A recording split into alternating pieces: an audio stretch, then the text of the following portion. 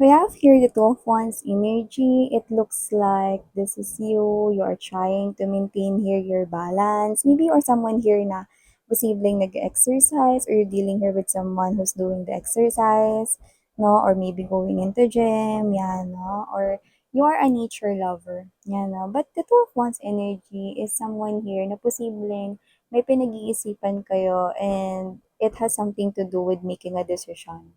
Yan, no? So maybe there is something here na bothering you, kaya siguro you want to have here balance, no? Sa iyong sarili. Let's find out what is this all about.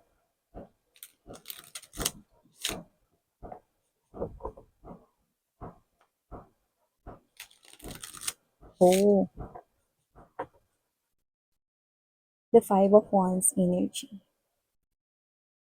You could be into conflicts or may mga arguments or issues ka ditong kinakaharap. Doesn't have to be that it's just about love and romantic relationships, but it also gives me this type of message that maybe someone here, a friend, a coworker, or your boss, no, parang nag-cause rito na maging sad ka or emotional ka, no, or mag-cause ng conflict, no, sa'yo. Let us see. Might be your ex, okay? Sa iba, let us see.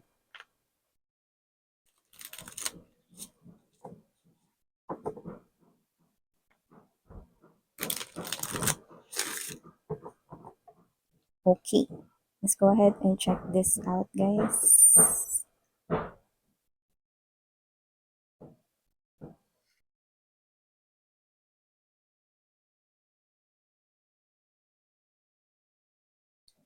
Oh, okay.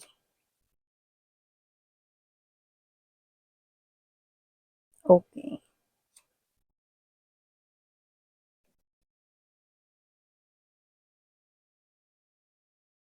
You know, you know. Uh, Pinagsasabi mo miss yan. Mamaya explain ko sa inyo mga babes, no. Hayaan yung tapusin ko muna, no, yung yeah, yun na nga yun, no, yun na nga yan. Okay? So, yan, naliko ng ating energy sa ating table. So, pwede na tayong magsimula. Yan, no. Let me just fix my phone screen.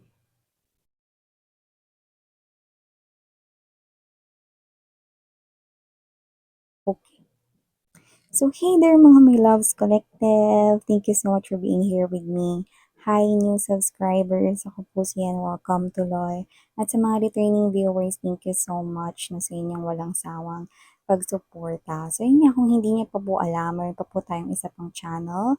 Ang link po ay nasa ating description box. Kaya naman, kung interesado ka rin tumambay doon din, see you there then mga babes. No? At sa mga nandoon na, maraming salamat po sa inyong walang sawang support key. So yun nga, no, just take only what resonates mga babes, no. Kung hindi kayo tinatawag ng reading, ibig sabihin, no, that is not something here na para sa'yo.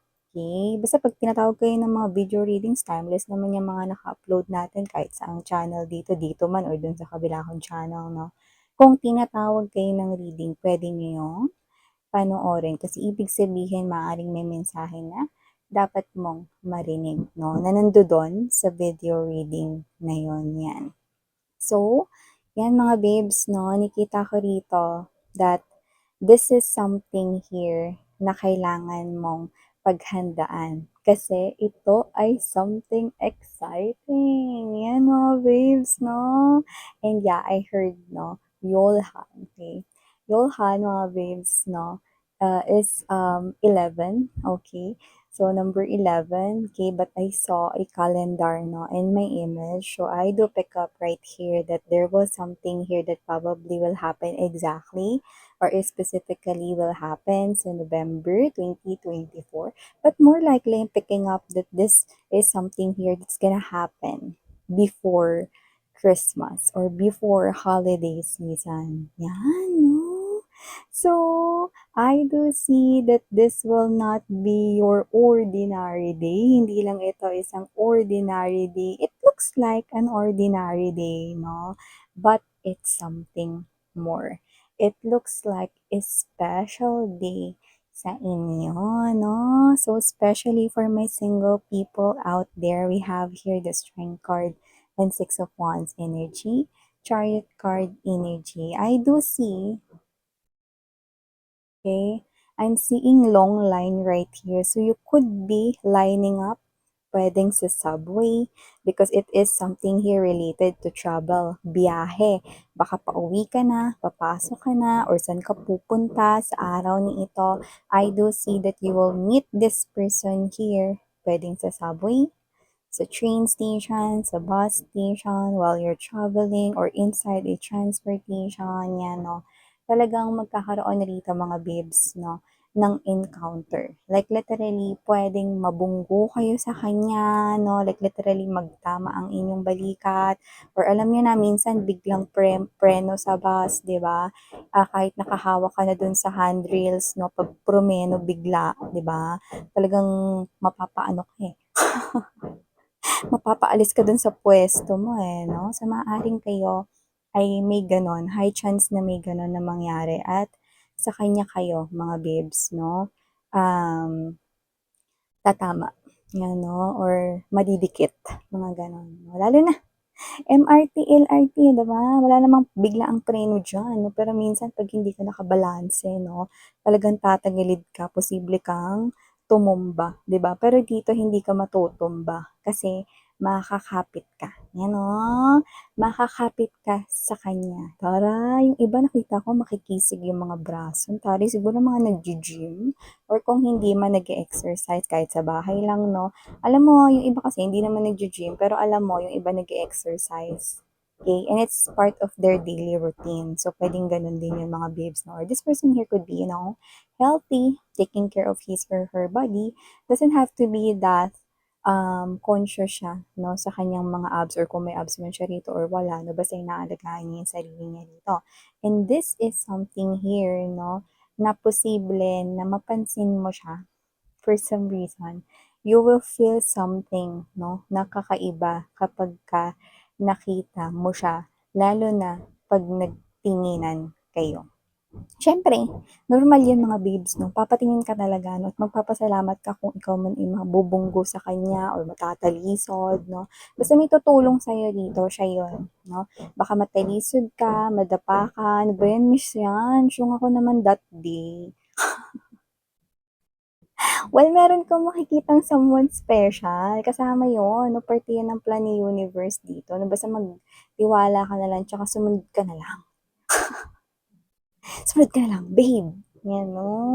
So, whatever the case may be, I see someone here, no, na makaka-encounter mo, no, before the holiday season. Ang ganda nito, no? Kasi parang pinaghahanda kayo dito. Kaya naman mga babes, no, kung may plano kayo mag-travel, sumakay ng, mas magpaganda na kayo rito, no? Pero kahit hindi, okay? Kasi mapapansin, mangyayari talaga ito. May ganito talagang scenario, no? So, hindi man kayo magpapalitan dito ng number, no? At hindi man kayo magtatanungan ng pangalan dito, pero sure akong may encounter dito na may usap. Like, ay sorry, ay thank you ah. Yan, no? Ganun lang. Tapos, ano na, kanya-kanya ng labasan, no, kung saan man pupunta. So, nakita ko dito mga babes, no, di ba? Mukhang ordinaryo lang, di ba? Ganun lang yun, no? So, nakita ko dito that this is not something here ordinary, but it looks like ordinary, isn't it? Okay? At saka, ang nakakaloka, no, sa araw na yon, medyo sad ka. Pwedeng may nangyari sa'yo sa work or pwedeng ikaw to no, na hindi ka pa gano'n nakaka-get over sa ex mo. May nakita tayo dito na parang nagparamdam yung ex mo na tapos heartbroken ka pa rin dahil sa kanya. Sibling di mo pa rin matanggap yung ginawa niya sa'yo. No, iba, doesn't have to be na recently na kayo nakapag-break up, no, sa inyong person. Okay? Pero dito nakita ko that you're a little bit sad sa araw na makaka-encounter mo itong special person na ito, no? At ang nakakaloka, di ba dito natawa ako kanina, Nine of Swords energy, Ace of Swords right here, no? Four of Cups. I do see that this is you. Instead na isipin mo, no? Kasi iniisip mo na no? Yung, yung nakakasad or nagpapasad sa'yo nung araw na yun bago mo siya mabunggo or bago ka matalisod sa kanya or bago ka madikit sa kanya, no? Or bago ka mapayakap sa kanya. Uy, oo, may ganun akong nakita, no? Yung ano, alam mo yung mga babes, bagay na bagay sa inyo yung week, no? I don't know what it feels, ano, yung ganun, no? So, you feel weak, no? Nung sinalo ka nitong person na to, no? Sinalo ka kasi natalisod ka, no? Let's be clear, no? Nandun pa na, mga babes, huwag kayong magmadali. Nandun pa lang tayo sa first meetup. Yan, no?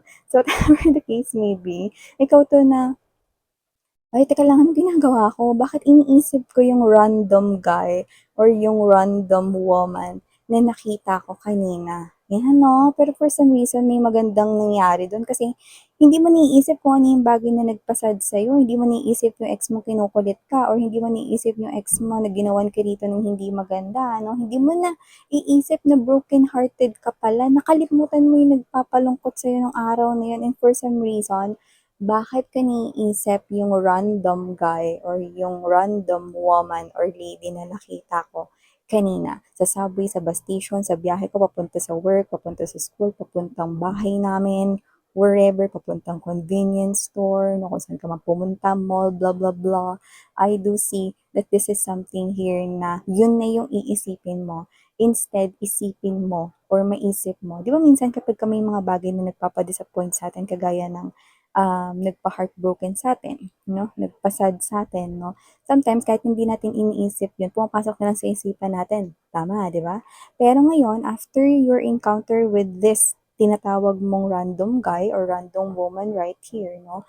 Hindi mo na niisip, no? At unti-unti na nawawala na sa isipan mo yun at ang iniisip mo rito mga babes, no, is itong person na to, no?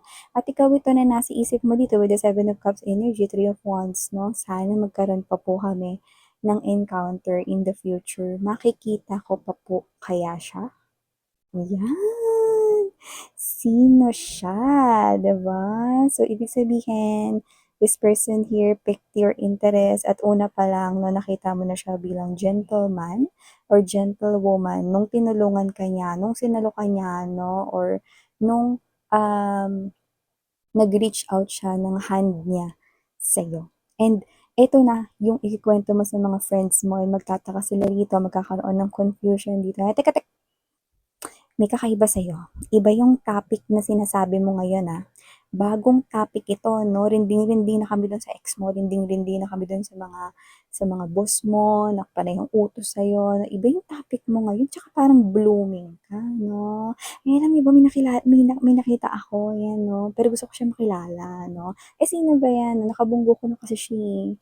Yan, no? And for some reason, sila ito, no, na ay, parang yung mga friends mo is, ay nako, kalimutan mo na yan, no? Yun ay normal lang. May nabunggo ka, may nakasalubong ka, no?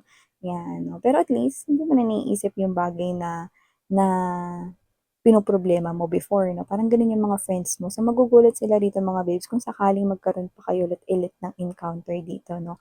Kasi, pag pinadescribe nila sa, alam mo naman yung mga kaibigan natin, no? Describe mo nga yan, no? At ikaw, i-describe mo siya rito as someone here na, yun nga, no? Sabi ko nga sa inyo, posibleng siya ay nagja-gym na matipuno yung katawan niya, or sexy siya, or good looking siya, no? Yan. So, sila 'to mga babes 'no, na parang meron sila ritong question sa'yo.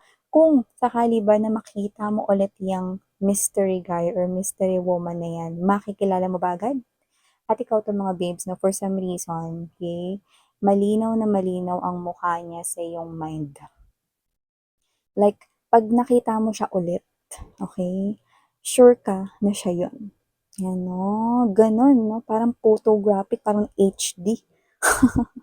Kumbaga sa sinehan 'no, may 5D 'no, pati siguro yung amoy niya nung araw na yun 'no, naaalala mo. no? Photographic siguro yung memory mo. Iba kasi mga babes, 'di ba? Pag una nilang nakita yung tao, tas isang beses lang nila nakita, no, nakakalimutan na nila, no? Parang sa exam lang 'yan, no? Nakalimutan ko yung binasa ko, friend. Ano nga ba yung sagot dito sa number, ano?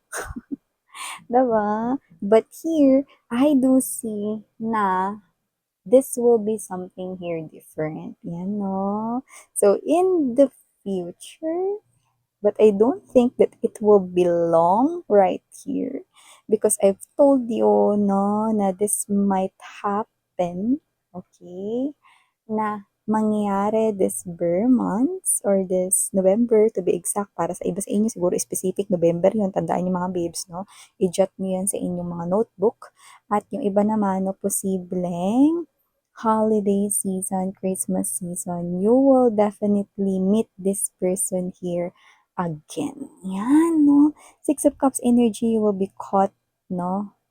By surprise right here. Yan, no? Full card energy and there's this beautiful Two of Cups energy. No? Siya mismo yung mag-a-approach sa iyo rito. So this is another random but not your ordinary day.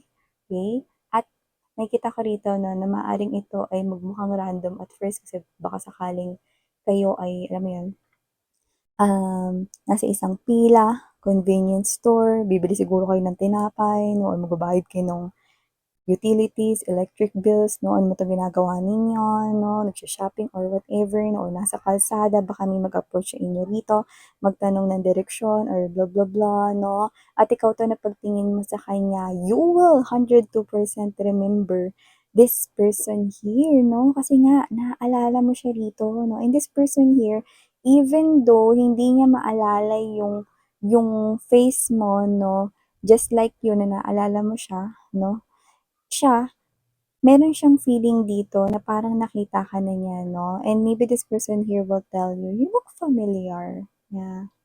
Have we met before? Yan, no? Two of Cups energy right here, no? This is something here na posibleng ikaw, tandang-tanda mo siya rito, pero siya, hindi ka niya ganun matandaan, pero tinanong ka niya rito kung nagkita na ba kayo, nagkakilala na ba kayo, yan, no? So, this might not be an ordinary kasi magsha-shopping ka, mag-grocery ka, no? Pwede rin naman to na-encounter dito, no? Na posibleng one of your friends, no, is kilala rin itong person na to, and it's so happened here, no? Na posibleng itanong niya, nagkakilala na ba tayo? Have we met before? And all of those stops right here. And as you can see, Two of Cups is present here and the full card. Ibig sabihin, this is a new beginning right here. So, that first encounter is not something na random lang. Okay? But that is the first and beautiful encounter para sa future lovey-dovey's at walang iba kundi kayo yon, no? At ng handsome looking or beautiful woman right here. So, wow! So, make sure you keep this in mind, especially if you feel that this is something here that's gonna happen for you. Three of Wands energy, okay? And your friends will be so surprised, no? To meet in person itong guy or lady na kwento mo sa kanila before. No? Or during that first encounter ninyong dalawa. No? And you will be so excited, no? Nakilala ko siya ulit. Yan. Ito. Tingnan niya. No? So, there are a lot of excitement here, no? Na energy coming from you guys. At parang nabuhayan ka ng dugo. No? So, just like that, nakalimutan mo na sad ka. Because there are a lot of people no, na nag-cause ng disappointment sa'yo and then boom! Okay? Parang it looks like no, an instant healing connection, di ba? For the both of you. Yan. So, there you go. Beautiful message of got right here na Saturday sa ating lahat. No, have a nice day everyone. Muli ako po si Yan. Sarang iyo, love and light. Ano